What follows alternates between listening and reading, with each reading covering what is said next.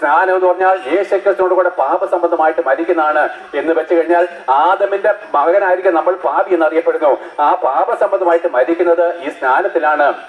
ആദിയിൽ ആദമിനെ ദൈവം സൃഷ്ടിക്കുമ്പോൾ വിശുദ്ധനായിട്ടാണ് സൃഷ്ടിച്ചത്. ആ വിശുദ്ധനായിട്ട് സൃഷ്ടിക്കപ്പെട്ട ആദം പഴം തിന്നുന്നാളിൽ മരിക്കുമെന്ന് കൽപ്പിച്ചു. അവൻ മരിച്ചിട്ടാണ് പാപിയായിട്ട് തീർന്നത്. വിശുദ്ധിയിൽ മരിച്ച് അവൻ പാപിയായിട്ട് തീർന്നെങ്കിൽ അവന്റെ മക്കളായിരിക്കും നമ്മൾ. ഇനി പാപസംബന്ധമായിട്ട് മരിക്കാതെ വിശുദ്ധിയിലേക്ക് പ്രവേശിപ്പാൻ കഴിയാത്തത് കൊണ്ട് ആ യേശുക്രിസ്തുവിനോട് ക്രൂശിൽ മരിക്കുന്നത് സ്നാനത്തിലാണ്.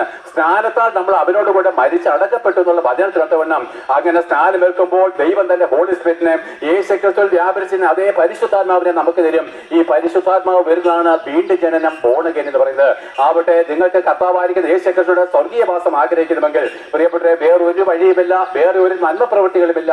കർത്താവായിരിക്കുന്ന യേശുക്രിസ്തുവിൽ വിശ്വസിച്ച് മാനസാന്തരപ്പെട്ട് സ്നാനമേറ്റ അവന്റെ ആത്മാവിനെ പ്രാപിച്ച് വിശുദ്ധന്മാരും ദൈവത്തിന്റെ മക്കളുമായിട്ട് തീർന്നോളും.